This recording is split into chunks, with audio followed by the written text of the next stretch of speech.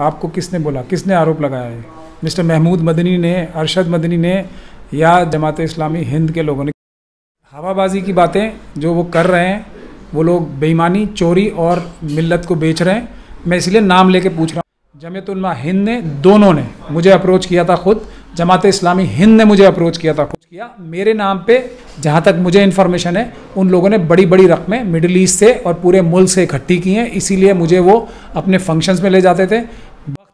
वक्त आ रहा है, जैसे जैसे इनके चेहरे से खुद नकाब उतरेंगे। इनको मोहन भागवत साहब के पास जाने की क्या ज़रूरत पड़ रही है जब बाबरी मस्जिद का केस चल रहा है? लेकिन जेनेवा में जा रहे हैं महमूद मदनी साहब, इनको शर्म नहीं आती, झूठ बोल रहे हैं और पाकिस्तान की मदद कर रहे हैं। 370 की वजह से जो आरएसएस है वो पाकिस्तान का स्टैंड मजबूत कर रही है पूरी दुनिया में। ये भी इख्तलाफ है कि ये इन मासूम नौजवान जिनको आरएसएस ने साजिश करके ये टेररिस्ट एक्टिविटीज़ में फंसाया था, ये उसमें शामिल हैं आरएसएस की साजिश में। 1927 25 दिसंबर को मनुस्मृति जला के उस वक्त से ये लड़ाई चल रही है। इस मुल्क में दो ही तरह की सोचें हैं। I will choose my time and place. जब मैं इन्हें एक्सपोज करूंगा, हमारा हिस्सा है। ये जमीयत उलमा हिंद रेजोल्यूशन पास करेगी। ये इनकी औकात क्या है महमूद मदनी की? माने ये बाबरी मस्जिद का भी सौदा कर रहे हैं। अभी जिस तरीके से ज़फ़रयाब जिलानी साहब ने, एक और नाम ले रहा हूँ, जिस खुशी की बात है, और ये सब बाबरी मस्जिद के केस से, 370 से और ये मोहन भागवत के पैरों में गिर जाने से, मैंने ये बातें खून का घूंट पीकर मैं 2 साल तक चुप रहा था और सबूत मेरे पास हैं। मैं तो बोल रहा हूँ महमूद मदनी साहब मना करें, डिबेट करें मुझसे आके। हमारे साथ बातचीत के लिए मौजूद हैं देश के माने जाने सुप्रीम कोर्ट के वकील महमूद प्राचा साहब। प्राचा साहब, आपका इस्तकबाल है। शुक्रिया। अस्सलाम वालेकुम। प्राचा साहब, आप पर ये आरोप है कि मुस्लिम संगठनों से आपको केस लड़ने के लिए मिलते थे, उसकी वजह से आपकी आमदनी होती थी। वो आमदनी रुक गई, इसलिए मुस्लिम संगठनों के खिलाफ आपने बेबुनियाद बातें कहनी शुरू कर दी। इससे पहले कि मैं इसका जवाब दूं, मैं ये जानना चाहता हूं कि ये बात आपको किसने बोला, किसने आरोप लगाया है? मिस्टर महमूद मदनी ने, अरशद मदनी ने या जमात इस्लामी हिंद के लोगों ने? किस में से? नाम बताएं उनका। नहीं, जमीयत उलमा की तरफ से जो आप पिछली बार आपने जो इंटरव्यू दिया था, उसके बाद जमीयत उलमा की तरफ से मीडिया में भी बयानात आए थे और साफ साफ कहा गया था कि आप बेबुनियाद बातें कह रहे हैं, बदनाम करने की कोशिश कर रहे हैं, आपके खिलाफ डिफर्मेशन फाइल किया जाएगा। तो वो उन्होंने क्या डिफेमेशन फाइल किया आज तक? मैं इसीलिए आपसे पूछ रहा हूँ। ये हवाबाजी की बातें जो वो कर रहे हैं, वो लोग बेईमानी, चोरी और मिल्लत को बेच रहे हैं। मैं इसलिए नाम लेके पूछ रहा हूँ। ये बात आपको महमूद मदनी साहब ने कही, अरशद मदनी साहब ने कही, या जो जमात इस्लामी के जो हेड है उन्होंने कही? उनमें से तीनों में से किसी ने बात कही है तो मैं इस बात का जवाब देता हूँ, वरना मैं अपने जो मैंने पहले इल्ज़ाम लगाए थे उनको दोहराता हूँ। वो 100% 100% सही हैं। और अगर ये लोग खुद ये बात को बोलें, क्योंकि वो लोग ये बात जानते हैं, इसीलिए इस तरह के लोगों से ऐसी बातें कहलवा रहे हैं जिनका कोई वो नहीं है, जिनको किसी प्रकार की जानकारी नहीं है। मेरे पास जो भी बातें हैं मैं सब सबूत के साथ बोलता हूँ। मैं महमूद मदनी साहब से, अरशद मदनी साहब से और जमात इस्लामी हिंद के बड़े बड़े सारे ओहदेदारान से कहना चाहता हूँ कि ये बात वो दोहरा दें एक बार ऑन रिकॉर्ड, फिर मैं ऑन रिकॉर्ड जवाब दूंगा। ये बात बिल्कुल झूठ है। जमीयत उलमा हिंद ने, दोनों ने मुझे अप्रोच किया था, खुद जमात इस्लामी हिंद ने मुझे अप्रोच किया था खुद। मैं इन केसों को फी सबीलिल्लाह कर रहा हूँ, आज भी कर रहा हूँ और तब भी कर रहा था। उन लोगों ने मुझे अप्रोच किया, मेरे नाम पे जहाँ तक मुझे इन्फॉर्मेशन है उन लोगों ने बड़ी बड़ी रकमें मिडिल ईस्ट से और पूरे मुल्क से इकट्ठी की हैं। इसीलिए मुझे वो अपने फंक्शंस में ले जाते थे। मैं उनके केसेस नहीं कर सकता क्योंकि वो लोग आरएसएस के साथ मिलके और अब पूरी दुनिया के सामने वो बातें आई रही हैं कि ये लोग जो पहले छुप छुप के मिलते थे अब खुलेआम दर्राना मिल रहे हैं आरएसएस के लोगों से। और जो आईबी में जो हमारे मुल्क के दुश्मन आरएसएस के अनासिर आईबी में भी घुसे हुए हैं और दूसरी इंटेलिजेंस एजेंसीज में जो हमारे मुल्क दुश्मन ताकतें घुसी हुई हैं, ये सब उनका हिस्सा हैं। और मुझे इस बात में कोई शक नहीं है, ये लोग हमारे मुल्क को कमज़ोर कर रहे हैं आरएसएस के साथ मिलके, और इनका चेहरे से नकाब मैं ही नहीं उतारूंगा। वक्त आ रहा है, जैसे जैसे इनके चेहरे से खुद नकाब उतरेंगे।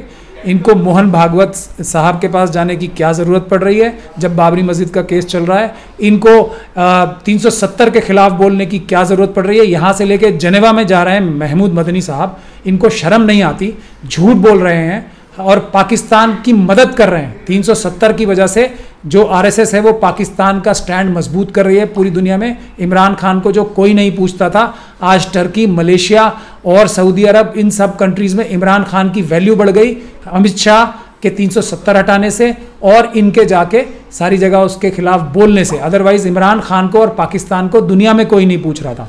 तो ये सब साजिश कर रहे हैं हमारे मुल्क को कमज़ोर करने के लिए। और मेरा इनसे जो सबसे बड़ा इख्तिलाफ है कि ये मुस्लिम कम्युनिटी, जो कि इस मुल्क की सबसे ताकतवर और सबसे मजबूत दिफा करने के लिए कम्युनिटी है, उसको कमज़ोर कर रहे हैं आरएसएस के साथ मिलके। और जो आरएसएस जिन कामों में, जैसे SC/ST एक्ट को ख़त्म करने में, उसमें भी ये उनका साथ दे रहे हैं। तो मेरी इनसे इस बात के लिए इख्तिलाफ है। ये भी इख्तिलाफ है कि ये इन मासूम नौजवान जिनको आरएसएस ने साजिश करके ये टेररिस्ट एक्टिविटीज़ में फंसाया था, ये उसमें शामिल हैं आरएसएस की साजिश में।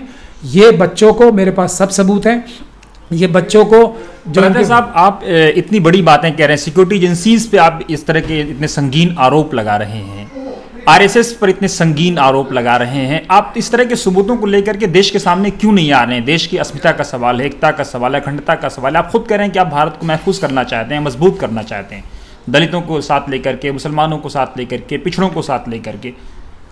देखिए, ये एक लंबी लड़ाई है।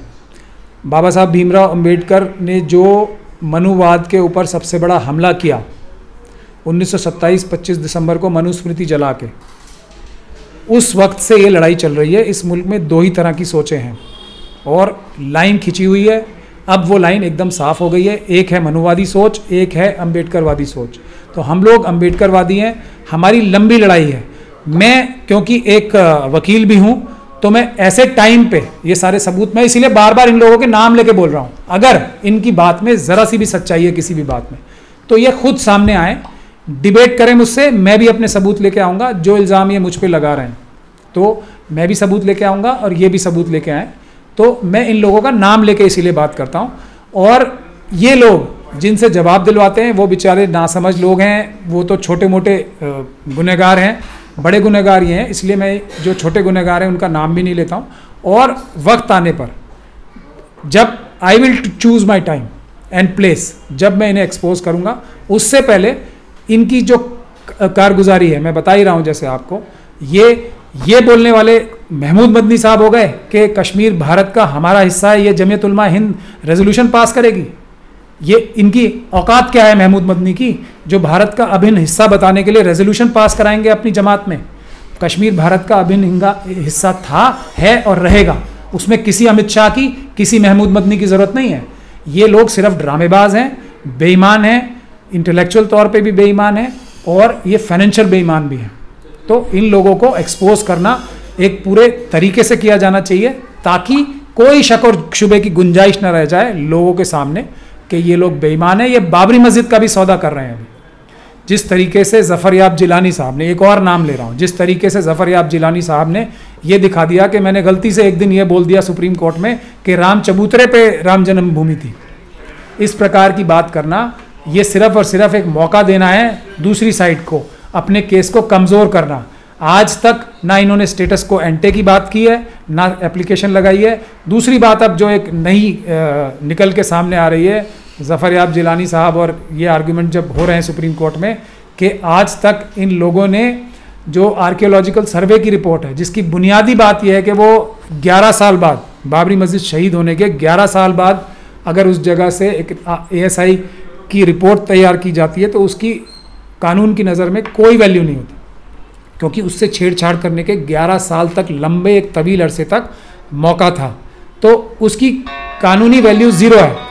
लेकिन उसे आज तक जो ये इतने बड़े बड़े कायद बन रहे हैं हमारे, और खुद जाके सुप्रीम कोर्ट में खुद ज़फ़रयाब जिलानी साहब बहस कर रहे हैं, मुझे समझ में नहीं आ रहा कि उनको क्यों ज़रूरत पड़ी खुद जाके बहस करने की, जबकि वो किसी अच्छे वकील को भी कर सकते थे एंगेज।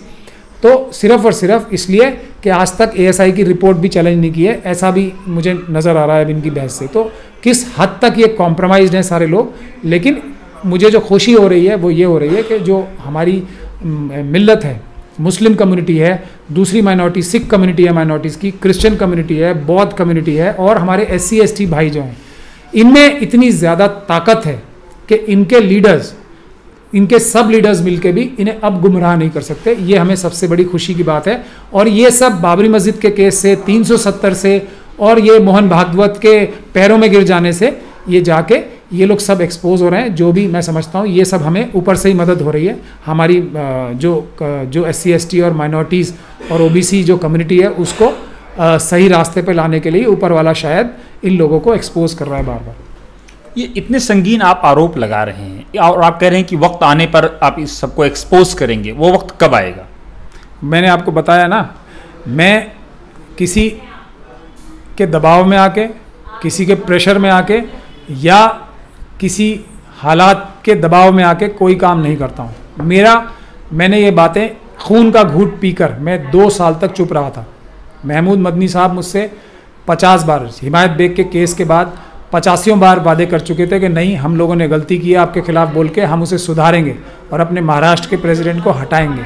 2 साल तक मैं खून का घूंट पी के चुप रहा कि ये जब मुझे साफ नज़र आ गया है कि ये RSS के साथ मिलकर मुल्क का नुकसान कर रहे हैं और IB और दूसरी जो इंटेलिजेंस एजेंसीज़ हैं, मैं उन पूरी एजेंसीज़ पे इल्ज़ाम नहीं लगा रहा हूँ, उसमें रोग एलिमेंट्स हैं कुछ जो RSS के अनासिर इसमें घुसे हुए हैं इन तंजीमों में, मैं उन पे इल्ज़ाम लगा रहा हूँ। ये उनके टच में है और सबूत मेरे पास है। मैं तो बोल रहा हूँ महमूद मदनी साहब मना करें, डिबेट करें मुझसे आके, उस दिन मैं सबूत दूंगा तब इनके पास, ताकि मना करने की कोई वजह नहीं रह जाए। वरना हमने एक टाइम मुकर्रर कर रखा है, हम अपना टाइम चूज़ करेंगे इनको एक्सपोज करने का।